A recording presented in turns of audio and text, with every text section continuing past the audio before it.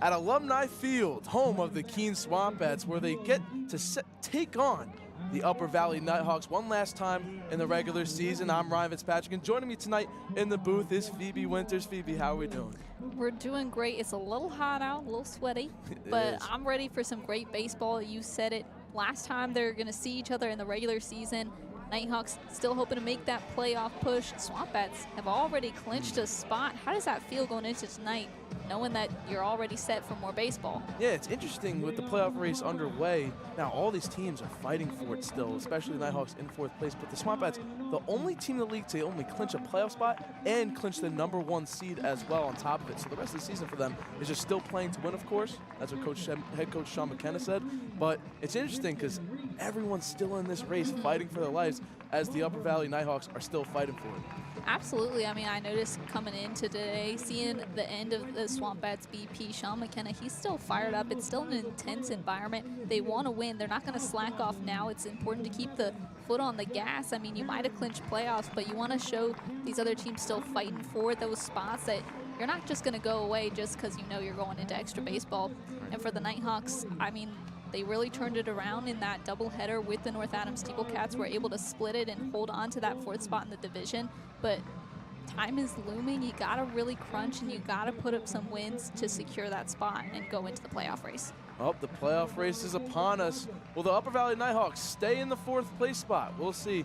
Coming up next, first pitch and starting lives underway. We'll take a break.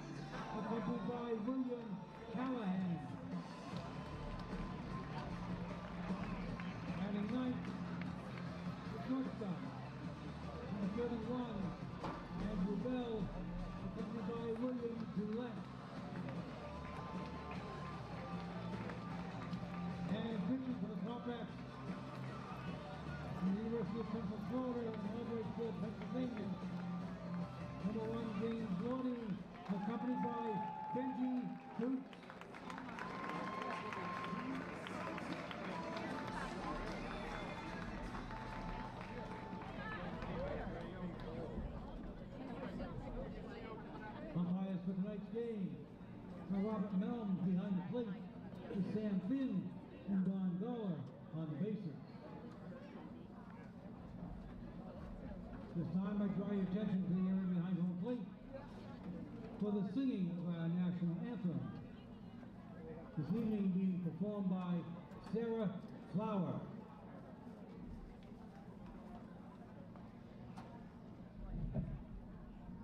Oh, say, can you see by the dawn's early light what so proudly we hailed at the twilight's last gleaming, whose broad stripes and bright stars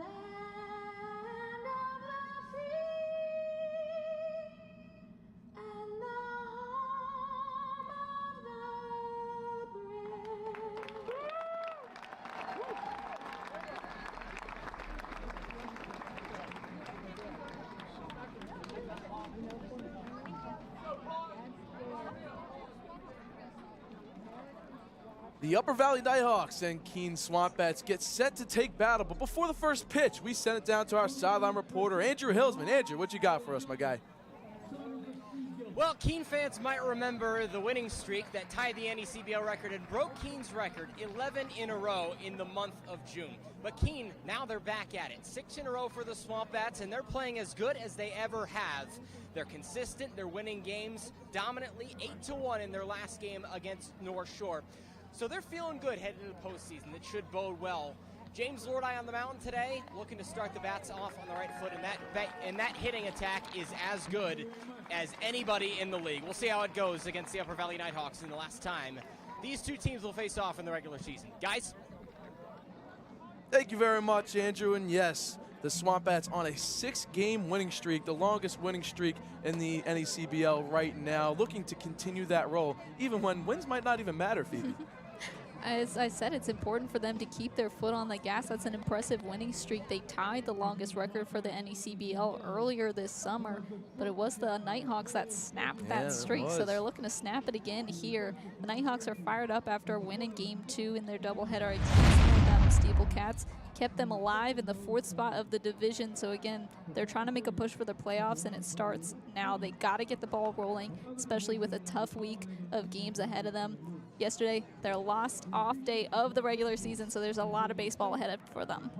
Well, the home stretch is definitely in gear for the Nighthawks as they get set to face off against James Lordeye, the southpaw on the mound for the Keene SwampBats, senior at a University of Central Florida. This is his 2nd start of the season. His first start was on July 17th, where he had a rough first inning of work. He got relieved after that first inning, allowing 5 hits. 5 earned runs, only on 2 hits and 2 walks as well, only facing 8 batters in that starting appearance. So he's looking to bounce back here, Phoebe. I think it's important to show that the coaching staff has faith in Lordeye. A little bit of a rough start, which a lot of these guys aren't typically starters in their spring ball season, so giving them that opportunity to grow and learn from those mistakes is so important in this summer ball setting. So he's hoping for a much better start today. Starts now. It's against an Upper Valley Nighthawks team that they faced already 4 times earlier this season, and they've been getting the best of them most of those times. Nighthawks with 2 wins on the SwampBats. So this is a very strong SwampBats team. They're rolling with that 6-game winning streak. They're looking to continue to roll, and it starts with James Lordeye. Yeah, James Lordeye has been a solid arm out of the bullpen for the SwampBats throughout this season, but we're heading into late July, and they're looking for a switch of a role, especially in the NECBL, where a ton of teams are losing starting pitchers very quickly. So Bratz stepping in for the Upper Valley Nighthawks. He looks to lead off this ball game, and we're going to get set underway. 6:40 p.m., 5 minutes past the scheduled start time. Lordeye sets. First pitch is taken high for ball 1. And Bratz, he's been very consistently batting at a .274 average. He's got 19 runs off 37 hits. He's got the most at-bats of any Nighthawk. A very consistent starter in that lineup. He's gotten moved up into that leadoff hitting role. So he's looking to make a strong start, get a runner on base. This is a small ball team, so once they can start getting runners in motion, that's when they can really do their best work, and especially against a SwampBats team that they've really struggled with against this summer. Being able to draw first blood would be huge for the momentum of this team. The 2-1 pitch to Bratz is off the outside corner once again. The count's 3-1.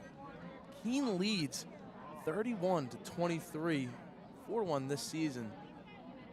Just doing a great job against their opponents, looking to continue their role heading into the postseason. 3-1 is fouled back by Bratz, and the count will run full. Now, even though Lordeye had a rough outing his last time, the SwampBats still bounced back after that. It was the opening frame again at the home, so the momentum was on Mystic's side, but the SwampBats and the bats behind them really came through in that 15-6 win over the Schooners. The payoff pitch grounded to second. Manolfi to his right, firing across his body to first in time for the first out of the ball game. And that's a huge response from Lordeye. He fell down in the count early on, but then he's able to generate that weak contact off of Bratz's bat. Ty Manolfi, he's been a starter all summer long. He's been huge for the Bats in that second base position. Was an all-star. That's right. Made some big waves in that all-star game, getting his time to shine. Yeah, that's right. The youngster, the 18-year-old from Dayton University, now committed to Boston College. We both host a podcast platform. I just released a podcast with Ty Manolfi, an interview with him and his mother. If you guys would like to go check that out. Chatter in the Swamp. Of course, Hawks Talk as well. Absolutely. Can't forget about that one. We just recorded an episode this morning with pitching coach Jacek Kroll and then batter Anthony Greco. It was a lot of fun. We were talking about how the season's gone so far and how they kind of envision the end of the season coming up. Both of them really excited to make that playoff push. The energy is high. I think the Nighthawks really want this. They're going to battle hard, and it starts today. The 1-1 pitch to Fellows as he check swing fouls it off. And they'll run the count 1-2. Fellows, another NECBL All-Star, two-time NECBL All-Star. Got the start for the Northern Division. Contributed to that 3-1 win over the Southern Division All-Stars. The 1-2 from Lordeye. Grounded up the middle. That's going to get through for a base hit. Fellows with the knock for the first base runner of the ball game. He said before the game he is tremendously locked in. A little nod to the Boston Red Sox there. And, you know, Fellows, we did have actually the Boston mascot here yesterday for mascot night. I had a good interview with him as well. His name is Wally the Green Monster. It's a good interview. He's a man of many words with little things to say. That makes sense. Yeah. Fellows leads off of first base as Shuett takes the first ball for an outside. Shuett, yet another NECBL All-Star. A lot of those All-Stars in the lineup today for both Keene and the Nighthawks. Shuett also participated in the Home Run Derby.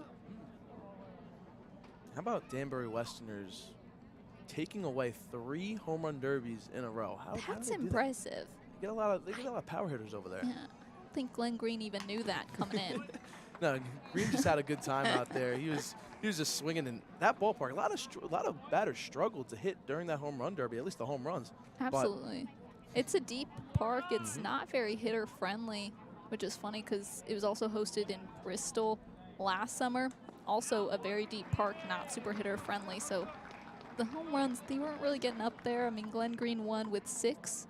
So I think that should tell you how. It was very average was around 3 for the home run derby participants. Lordeye's ahead. The 1-2 pitch to Shuett. Fouled away. A last-ditch effort by Shuett there to stay in the at-bat. A nice defensive swing, making Lordeye work for it. Well, Lordeye tried to backdoor him with the breaking ball. Just a great job getting the outside corner, but Shuett staying in there.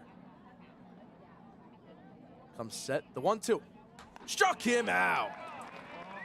James Lordeye tallies his first K for the second out. And that's got to feel good if you're Lordeye. Don't have to pay too much attention to the runner on first now, as you're just 1 out away from getting through your first inning of this start unscathed. That's definitely the start he wanted, especially after that last start, running into a little bit of tough water. Albiri, the cleanup hitter for the Nighthawks, steps in. Lefty on lefty matchup as Fellows continues to lead off of first.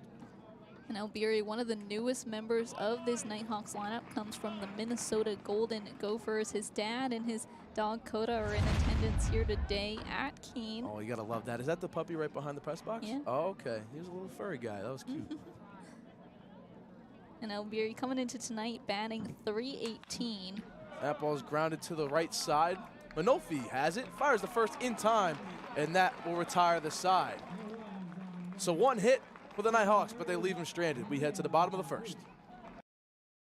One more disappointment, added to the ones you left behind. There he goes, on second, got him. One that's gone from it. 2-run shot for the Lisa. This young man has big. The payoff is crushed. Love your dreams, love the schemes, he talks like. Turning dreams into reality. In the lab with the formula and chemistry.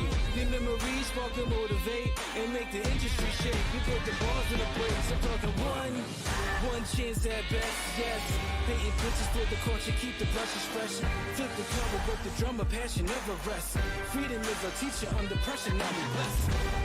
Yeah, it's one all, one shot, now the future is yours. Let's go.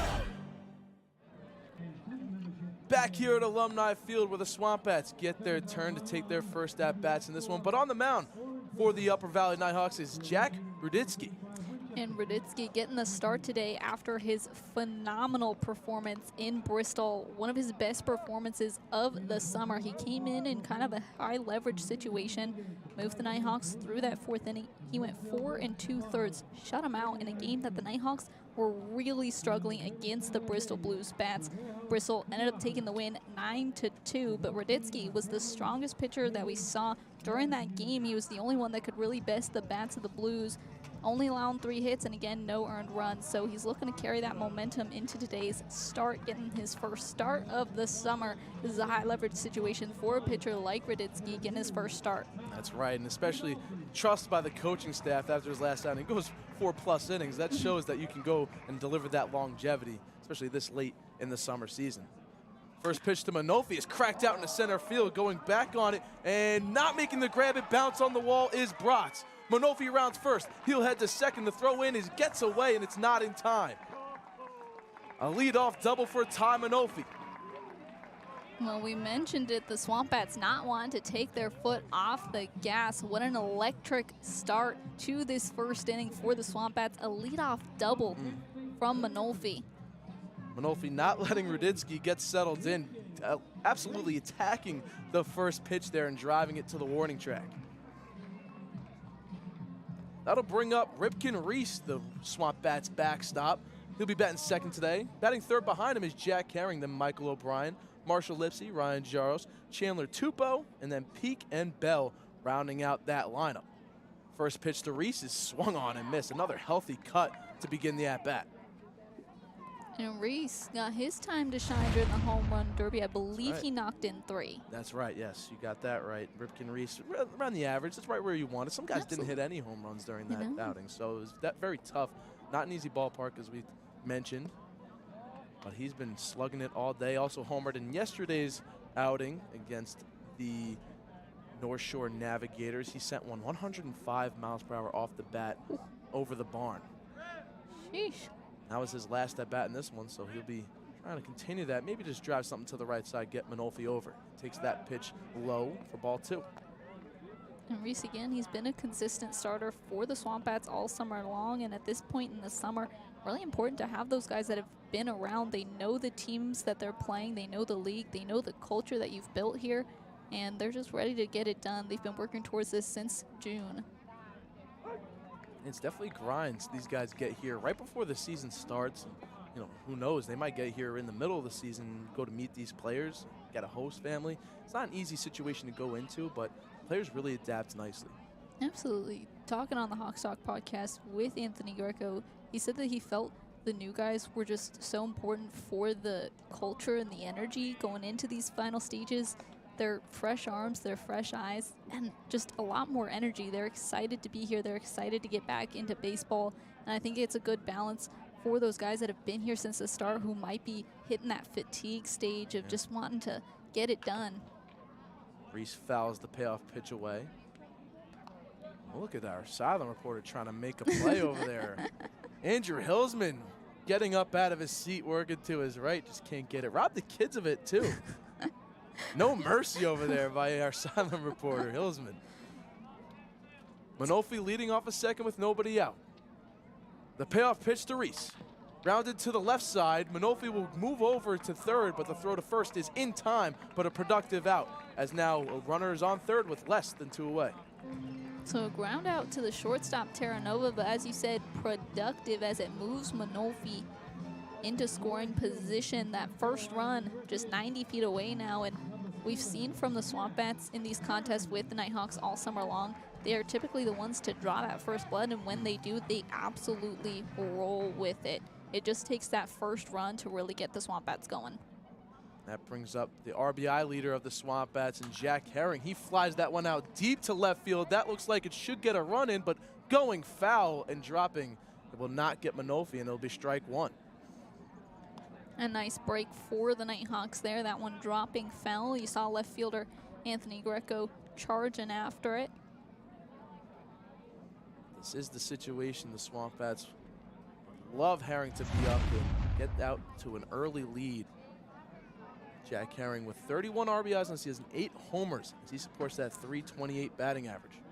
And he was the MVP of the 2025 NECBL All-Star Game, and for good reason. He's a strong player. You can see it from that stat line there. Absolutely the hot bat you want coming up with that first run in scoring position. He batted third as well in the All-Star Game. In the first inning, he made immediate impact, scoring Manolfi from second base with a base hit. As he drives that one up the middle, that's going to be a base hit. Jack Herring driving Manolfi in once again. It's 1-0 SwampBats. So the SwampBats draw first blood, and they look to keep it going. There's only one away, and now you got Herring off of first. Definitely not the start Radinski wanted, letting that first run come through. Now he's just looking to settle back on the bump and continue to deliver. We saw such an incredible performance from him in Bristol, so just channeling that energy into the rest of this outing. Gets set to face off against Michael O'Brien as Herring leads off of first base. First pitch, taken inside for ball one. Raditsky with a fastball, slider, changeup trio of pitches. Uses that fastball majority of the time, just under half to righties. Facing a lefty here, 56% of the time he uses that fastball. That one's taken low, and that'll be ball two.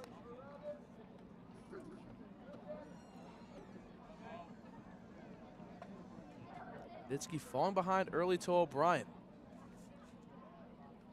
O'Brien, another guy who homered in last night's matchup. He fouls that one away for the first strike.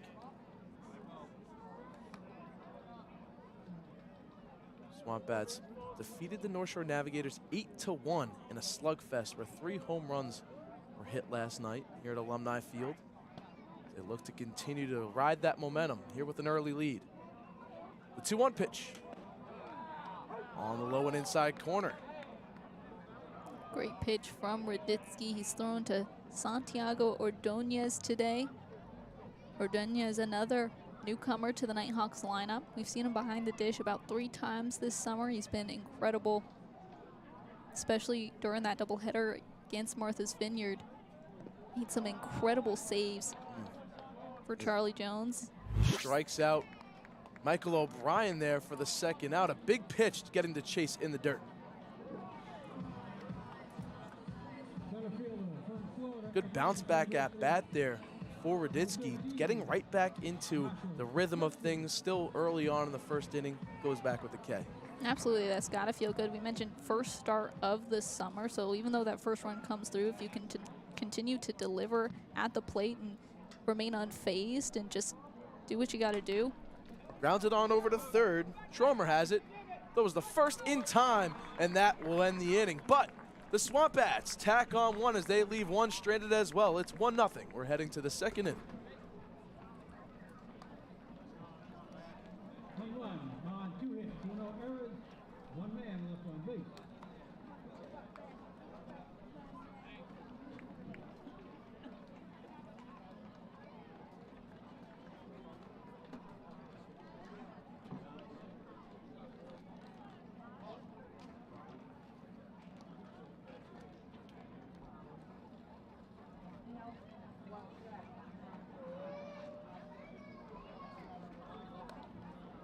Lucky ticket time, ladies and gentlemen.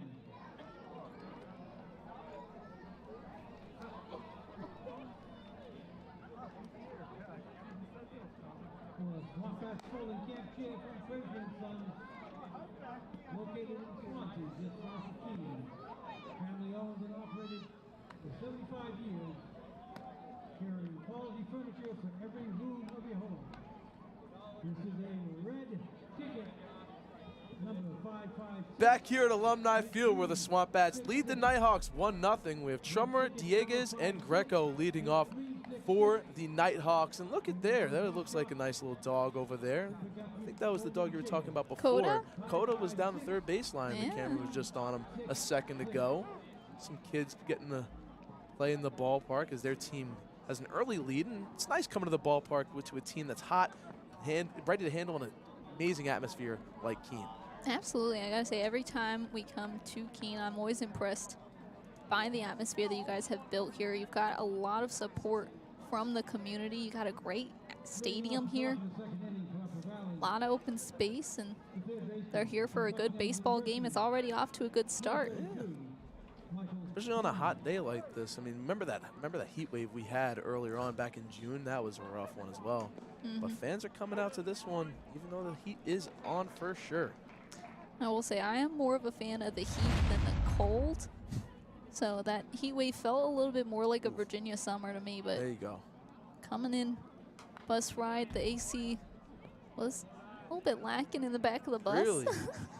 That's tough. That's a tough one. You need that AC on that bus ride for sure. But it was a shorter bus ride. So Absolutely, one of our shortest ones we have to make. So it was all right. I survived.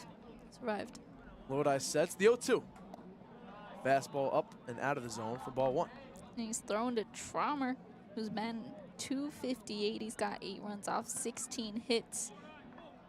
He is tied with Greco and Prezano for the team lead in doubles with 5. And the guys in the dugout tend to say he's typically due for an extra base hit. So maybe on the next at-bat. Strikes him out there with a nice pitch. Low and outside. Goes back with the 86-mile-per-hour ball to go out of the zone and get Traumer to chase. Now you got Matt Dieguez. This is only his 2nd game with the Nighthawks. Made an electric start to his season. Pushed the Nighthawks to a Game 2 win over the North Adams Steeplecats in that doubleheader. Across his 3 at-bats, he had 2 hits. He's currently averaging .667. Again, small sect of data, but he came off a really hot spring season. And he certainly brought that intensity to his summer ball thus far. Great job there by Lodi, backdooring him with that breaking ball in their first strike. The 1-1 pitch, swung on and missed for strike 2.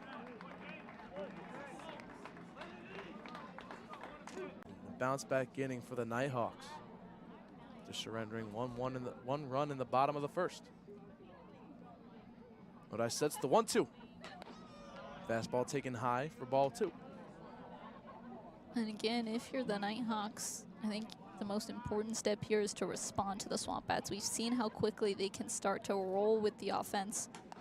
Once they get that momentum, it's really hard to claw your way back up against them because they are such a strong defensive team and they've got a lot of really good arms in that bullpen. So being able to respond early is definitely important for the Nighthawks. That one's lifted in the air to left field. Going over to it is Jaros. That drops for a base hit. Dieguez rounds first. He's going to hold up there, and that is the first hit of this 2nd inning for the Nighthawks. And again, Dieguez bringing that intensity from his spring into his summer ball appearance. That's his 3rd hit on 4 at-bats of the summer. He is a huge addition to this Nighthawks dugout. Absolutely the piece they've been looking for after losing a couple of faces throughout the course of the summer. He represents that clutch hitting. He comes up in really big opportunities. He's a consistent hitter, huge addition to the lineup. Check swing. He did go around with Greco for the first strike. Dieguez didn't get a lot of that pitch. Only 71 miles per hour off the bat. Looped it out to left field where Jaros just could not make a play. The 0-1. Greco grounds that one foul with a lot of spin on it. Greco coming into tonight, a .233 average. He's got 16 runs off 28 hits. Saw him earlier in left field, going to make a couple of snags in that bottom of the first. But during this past spring at William & Mary, he got the start at first base all spring long. Tries the front dorm with that breaking ball, but nearly hits him for the first ball. So he has a lot of experience in the infield, but he said that this summer something he really wanted to work on was getting more reps in the outfield since he didn't really get to do that this past spring. He has experience in both. Flares that one into right. Moving in on is Herring. He's under it. Makes the play for the 2nd out of the inning.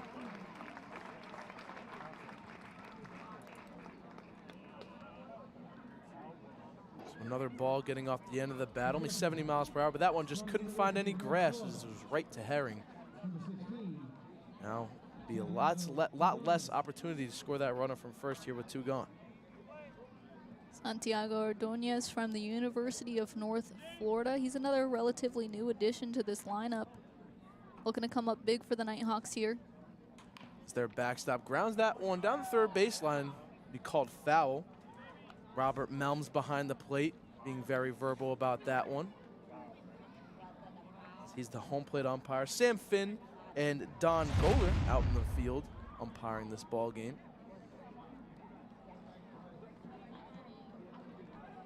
Fordyce already out to a better start than his last. A quick first inning and looking to make it the same here, stranding another runner. That one's driven in the air to deep center field, going back on his lips, at the wall, leaping, it's out of here! Santiago Ordonez, have yourself a day. His first home run of the summer. He's given the Nighthawks the lead, 2-1. We mentioned how incredible he's been behind the backstop, bringing the hot bat tonight. I think this heat really working in his favor. He's Florida native, attends UNF. Well, he got an inside pitch and just absolutely turned on the fastball there, sending it out and way out of here. It's 91 miles per hour off the bat to that shallow center field. Just Lipsy could not have a play. He was tracking it the whole way until that ball went over his glove and into the trees. So it's a 2-run lead now, 2-1 lead now for the Nighthawks as the first pitch is taken in there for a called strike to Terranova. He knocked the banner off as Lipsy was